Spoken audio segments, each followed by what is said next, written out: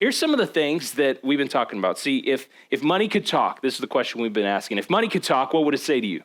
If your money could talk to you, what would it say to you? And what's interesting is not necessarily what your money would say to you, but the parallel of what Jesus says when he talks about money that you might find similar to what your money might say to you. So we've been talking about three things that it might tell you, that it would love to tell you, that is your money. So here's a couple of things we're going to go through real quick. So the first thing, the first week we talked about this, that I can add meaning. This is money talking. See, this represents money talking. You get it? It's money. It's talking. Talk bubble. Got it? Okay, so I can add meaning to your life, but I'm not the meaning of life. If money could talk, it might say something like that. I can add meaning to your life. I may be able to solve some small problems for you, right? Because money does solve some of your problems, but it doesn't solve all of your problems, and it's not the meaning of your life, so you can't make that the central focus and point of your whole life. Let's go to the next one. To what ends do we want our lives to be means? That's a question that we asked at the end of week 1. What means? To what ends, I should say, do we want our lives to be a means? Because what gives anything meaning is to be a means to an end. That may sound a little confusing, but if you go back to week 1, I promise you'll get it. Let's go on to the next quote. Money might say, I'm a better servant than a master. Like you should be telling your money where to go, not the other way around. If your money's telling you where it's going to go, you got it all flipped around backwards and it's not working right for you. All right, next one. In the end, your self-control determines which of us gets control, you or your money. In the end of your life, your self-control, or the end of anything, your self-control, or your ability to control your appetites, your ability to control how many times you're going to upgrade those things and what's going on, will determine which gets control, the money or the person that's supposed to handle it. Let's keep going. I'm easy to keep up with. This is this week, okay? I'm easy to keep up with, but I'm difficult to catch up with, right? Once you're behind, it's hard to catch up. If you're behind on the bills, if you've missed a mortgage, if you've missed a rent, if you've missed something, it's hard to catch up for most people. Some people, it's a little bit easier because their income comes in waves, right? They get like sums at different times because it works different. It's not an even salary, but I'm easy to keep up with, like if you're on top of it, but really hard to catch up. Really hard, really hard to catch up with. Anybody, you don't have to raise your hand, but anybody have a credit card that just, you're kind of wondering, how am I ever going to do this? Like pay this thing off. It's possible, I promise, but it's hard. It's hard to catch up with. So those are some of the things that we've been talking about. And here's the thing, keep up, or you're going to be playing catch up. So if you're not on top of it, you're going to be playing catch up. Here's a couple of things. There's 3 things that you should never be saying when it comes to your finances. These are 3 little sentences or little beginnings of sentences that you should never have to say when you're thinking about your finances. And here's the first one. It seems to me that I think about this much is going there. It should never seem to you how much is going somewhere. You should know. You should know that, right? Or how about this? I'm not really sure how much we're paying for this or that. That should never happen for you. It should never happen that you don't know how much you're paying for something, because who's in charge of your money? You are. So you should know what you're paying for something. How about this one? That can't be. Like you get a receipt, right? You get the credit card, statement or whatever, and you go, that can't be. You should never have to say that, because who was in charge of it? You were in charge of it, or your spouse, or anybody else on that account, right? If you've got kids and they figured out how to spend your money digitally, that's probably a problem. You got to change that.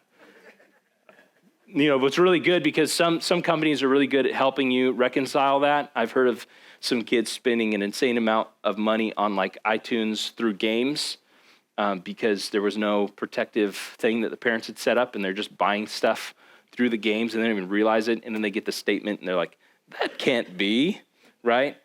And then they call and they dispute, and they can, they'll work with you on that if that's the case. But just to warn you, just to tell you, you can figure that out. But these are 3 statements that you should never be saying, at least consistently, right? And if you say it once, you should get on top of it and figure it out. And that's going to save you a lot of heartache. See, here's the issue. Here's why you should never say these things. Because a certain amount comes in, and then you send it places. You send it places. And if you're wondering where it's going, you're in charge. You get to determine that. So congratulations. You're in charge of your money. I give you permission to tell it where to go, okay? So you could begin that today if you haven't done that before. See, we should all be knowing where our money is going, right? That's a funny little rhyme. We should all be knowing where our money is going. And really, it's pretty easy to track. Money is really easy to track. Or, yeah, it's very easy to track. So you say, well, yeah, it's really easy to track. In fact, I track it really easily. I get the credit card statement, and I go, yep, that's where it went. But that's not the same, right, as actually knowing where it's going. That's just seeing the result of where it's going. So here's the thing. If money could talk, I might say, lose track of me, and you'll lose your peace of mind. And I think you have been there. I've been there. We know this. If you lose track of your money, if you're not really sure where it's going, you're not sure how much is going, you're not sure how much is coming in versus coming out, and you don't know if you're in the red or black, and it's a mystery, and you're scared to figure it out, because if you figure it out, you feel responsible to do something about it. And if you're responsible to do something about it, that might change the flow of your life. That might change how you do things, and you're not sure you want things to change. And so you just stick your head in the sand and hope that it goes away, or that the refund is good enough, or whatever. But if you lose track of where you're spending your money, this happens because subscription services are so big right now. How many of us have Netflix? Anybody have Netflix in here?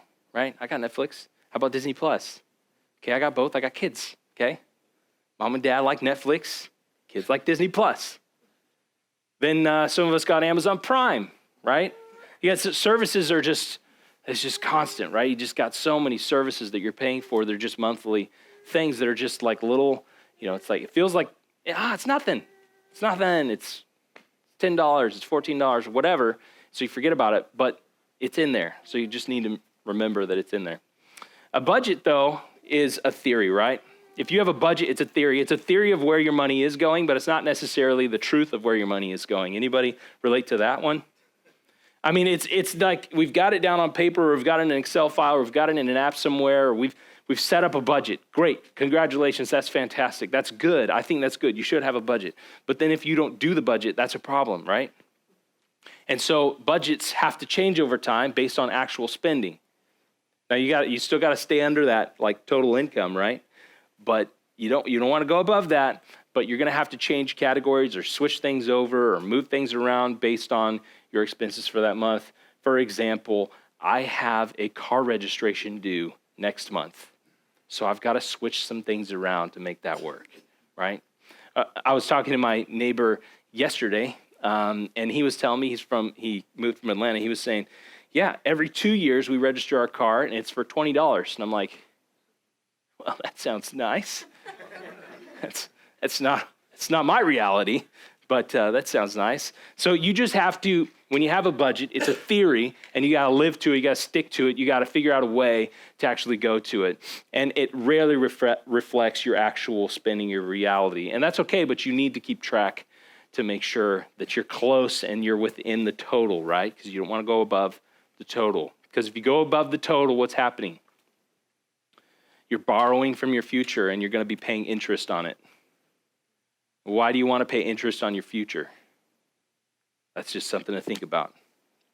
You need a simple way, though, to track your actual spending. A very simple way. You need a simple way because it can be very complex. In fact, it's become simpler and simpler and simpler. I use an app called Every Dollar, okay? Every Dollar. And it automatically connects with my bank account, and it tells me, you've spent this on this. Sometimes I have some surprises when we've had no communication between me and my wife about something, and she has some surprises every once in a while. Thankfully, nothing drastic. And we can move it around and make it work, right? And the budget is in there, and I can assign things to things. It's all on my phone. I'm swiping because it's what I'm doing. I'm dragging it, and I'm dropping it. I'm dragging it and dropping it, and I'm telling it where to go. That's what makes it easy for me to budget, because I'm telling, before the month begins, I know my categories, I know my expenses, and I know where everything's going to go and how it's going to get there. And thus, I don't have any stress about it. Not any stress about it because I know what's going to happen. I know what's going to happen. So you need a simple way to track your actual spending. See, here's the thing though, because like when you have a lot of income, you're less likely to actually do this because you don't need to. You know, in your mind, you're like, it doesn't matter. It's a Starbucks drink. It's fine. I'm sure it'll fit, whatever. Or it's $200 here. It's $100 here. It's whatever here, there, because you've got a lot of income. And so you're not worried about all the specifics. You're just like, yeah, I think it's fine. It works out. And when you have no money, you know exactly where every penny is going because it's so important. Everything is so important. Every single penny, you're just like, oh my gosh, how am I going to do this? Oh my gosh, how's this going to work? And so it's easier to do this when you have zero money than when you have a lot of money.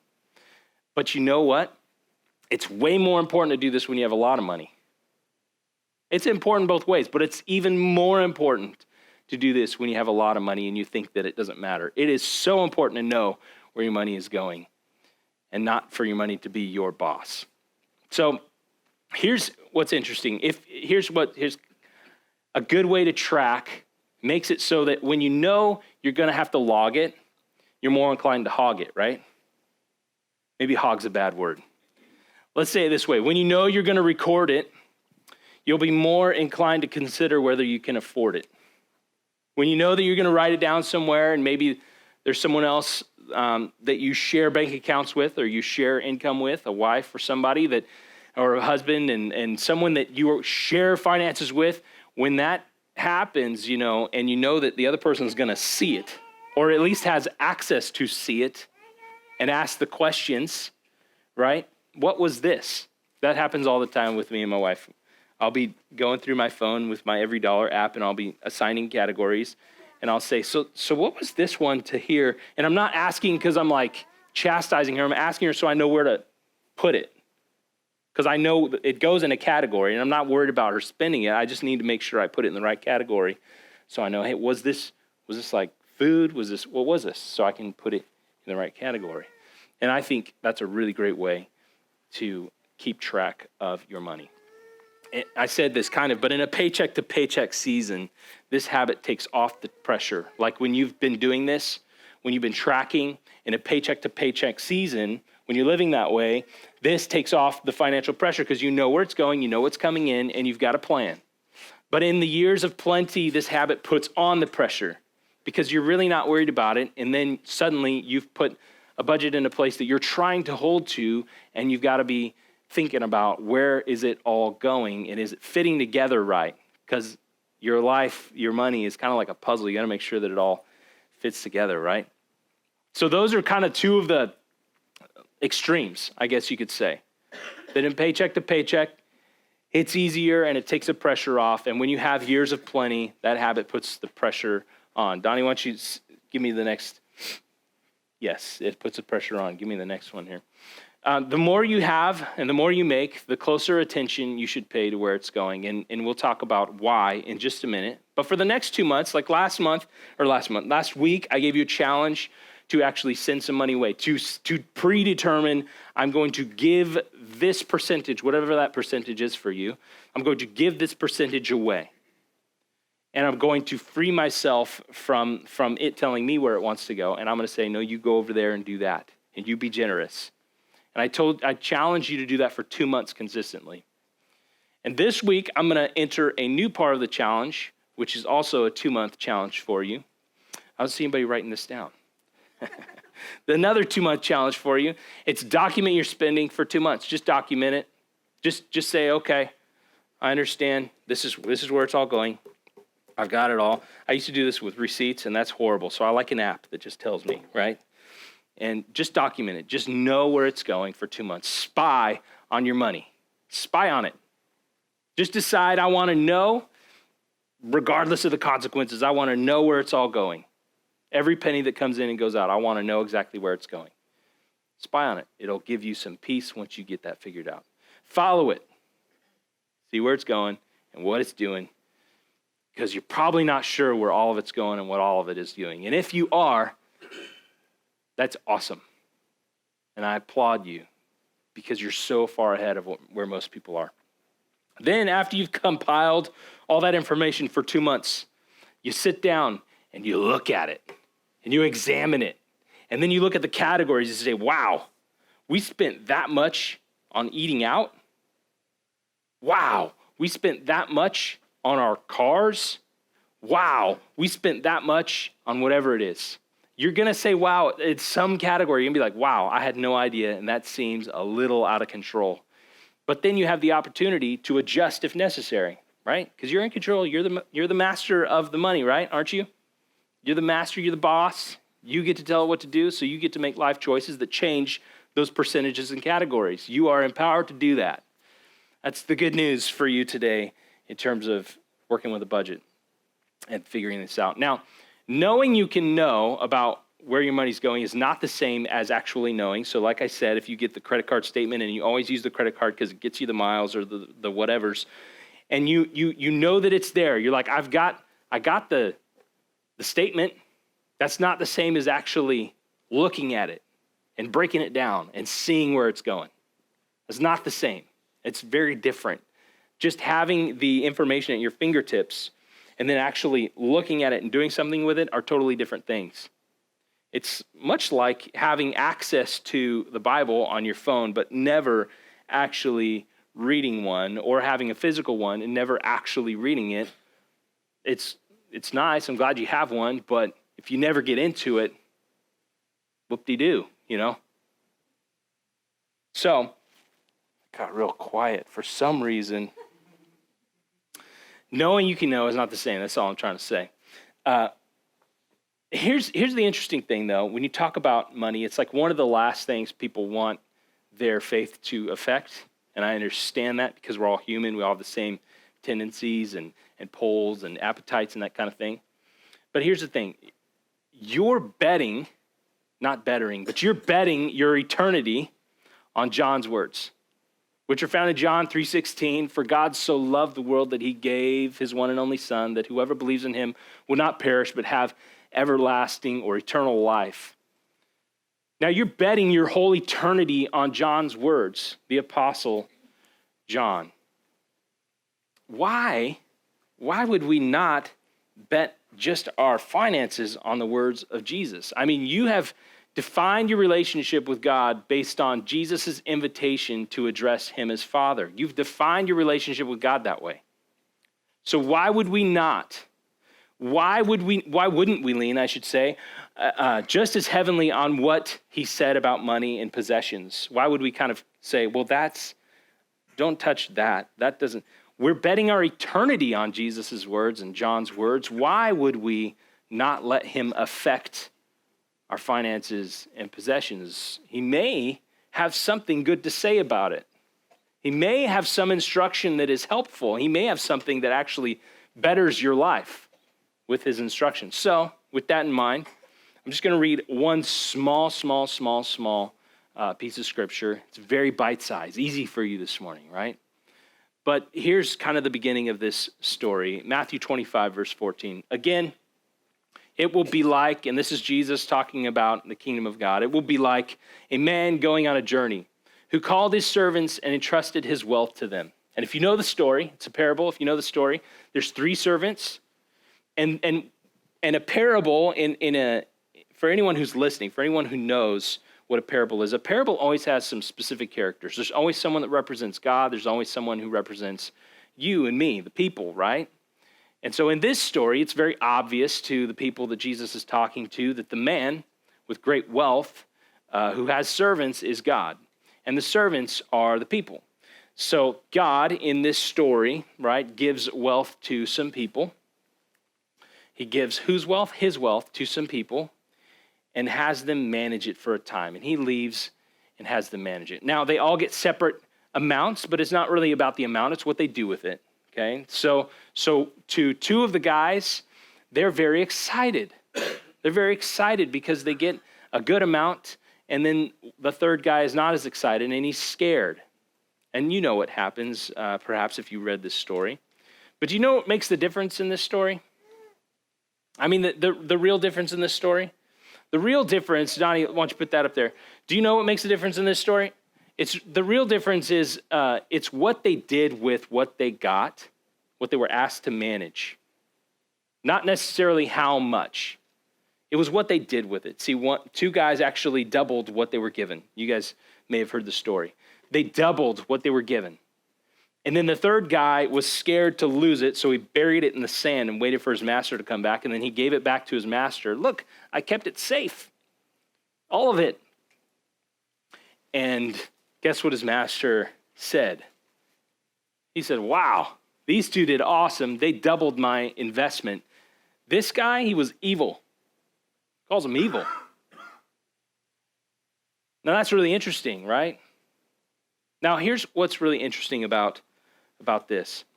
Like I said, it's not how much they were asked, how much they were given, but how they managed what they were given. Now in this story, and in our life, Jesus is saying that what percentage would you think of those managed funds was the masters versus the servants? 100% was the masters, and 0% was the servants. And this is Jesus' point, that we tend to think that all of our money, all of our possessions, all of our wealth is ours. When Jesus' point, he's turning it all the way upside down. He's saying, no, it's all God's, and you get to manage some of it. That changes the whole paradigm. That changes everything. This is why I don't teach heavily about the tithe, right? The tithe is found in the Old Testament. It is it focuses on giving 10% of everything to God. That's the tithe. But here's what it teaches us when we talk about the tithe. It teaches us that 90% is ours and 10% is God's. When Jesus flipped it all around, he said 100% is God's, and we get to manage it. And so that's why I don't say, you've got to give 10%, whatever. A lot of people do that. I don't do that.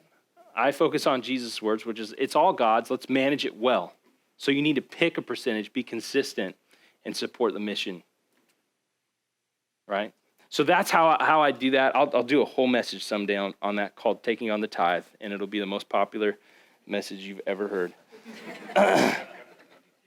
But a lot of people would want to shoot me for saying that. So anyways, here's the thing though. Money managers don't feel guilty.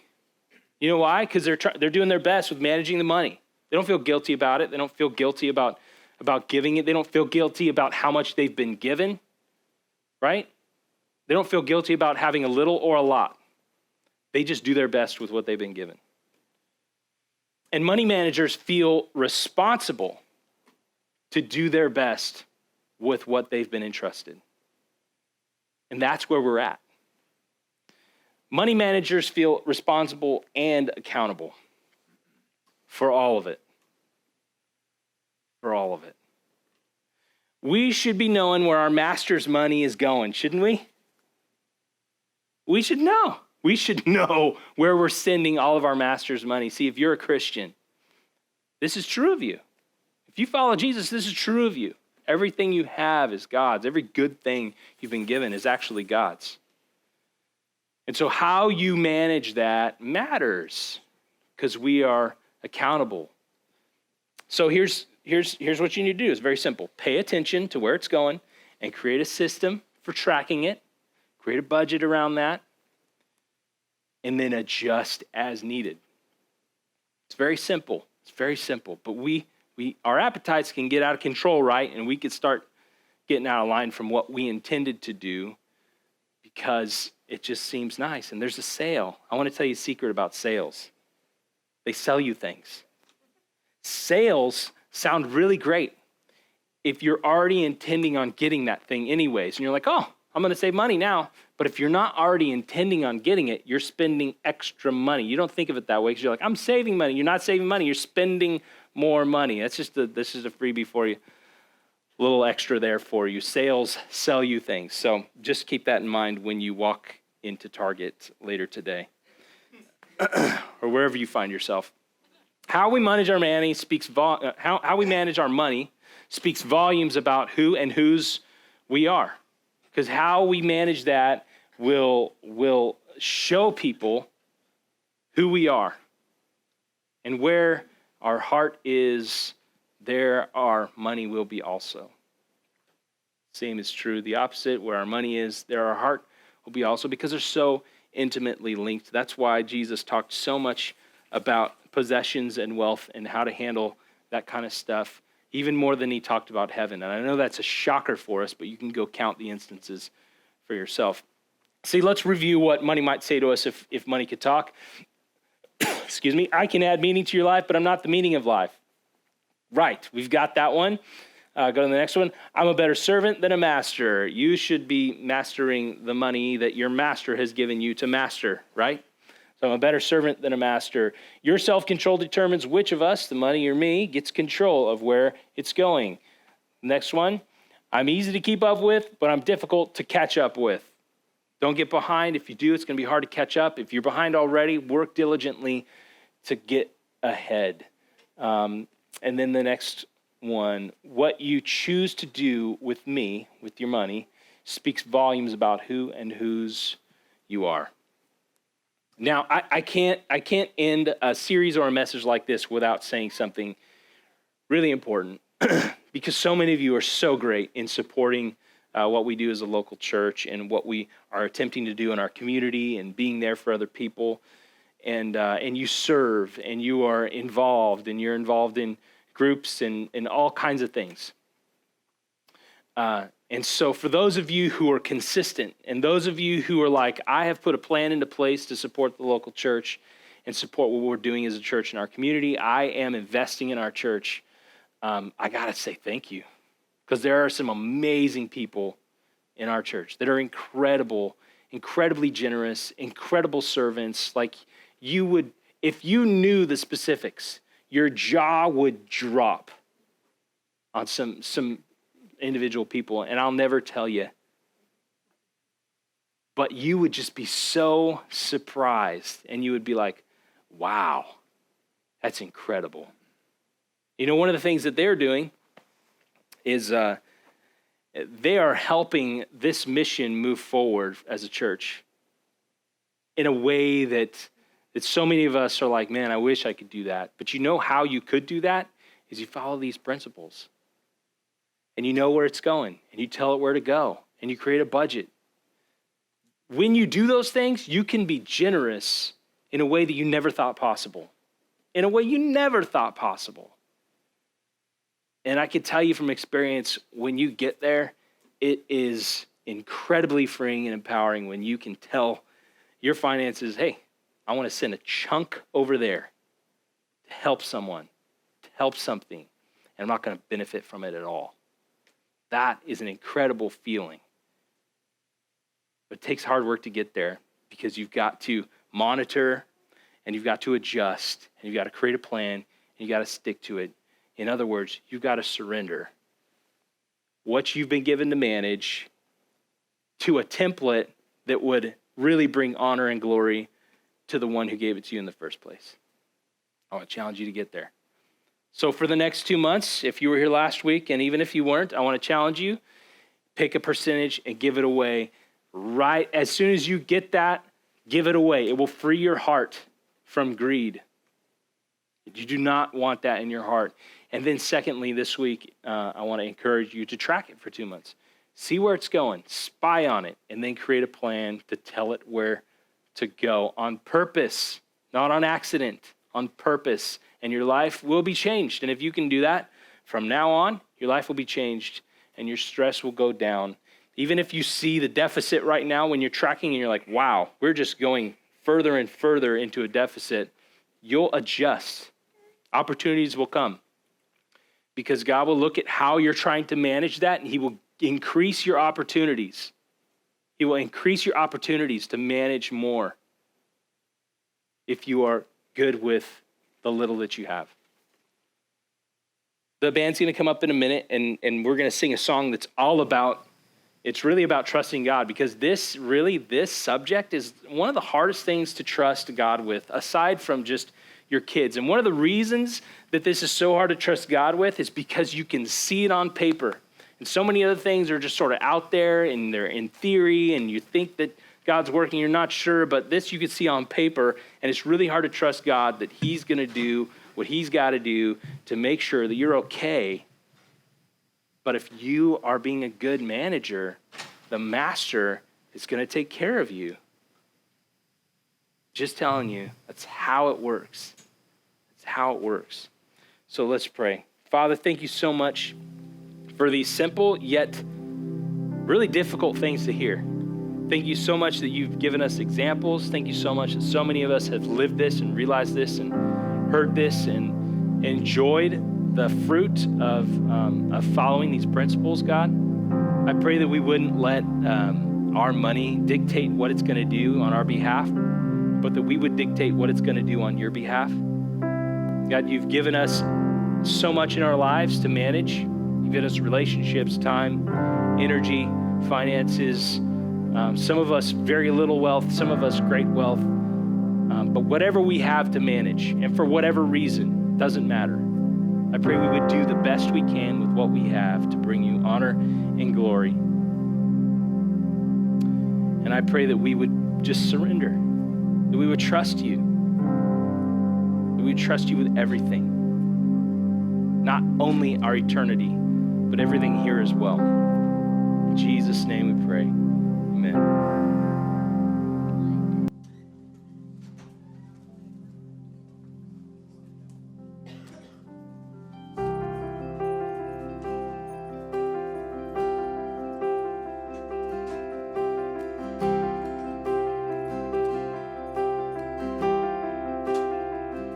With every breath, with every word I speak, with every step, with every heartbeat,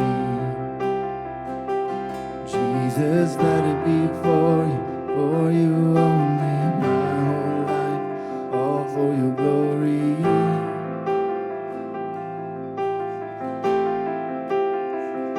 With every breath, with every word I speak, with every step, with every heartbeat, Jesus, let it be for you only, my whole life, all for your glory.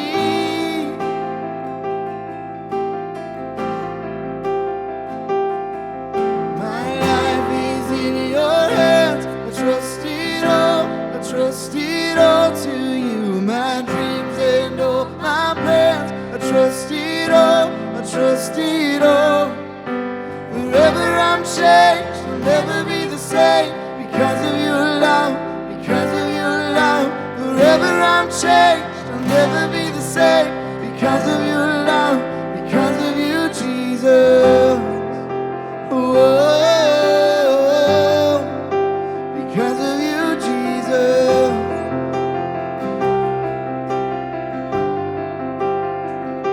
For all my days, God, you are my guide.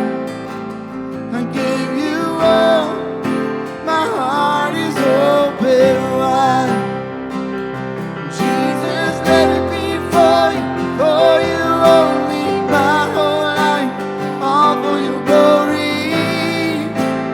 All for your glory, yeah. My life is in your hands, I trust it all to you. My dreams and all my plans, I trust it all.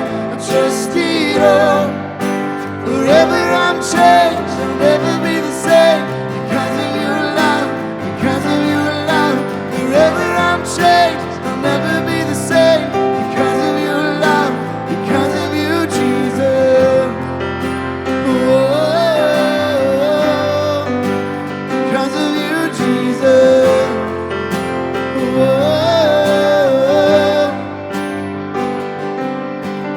you are everything, you are all I need, I am forever in love with you.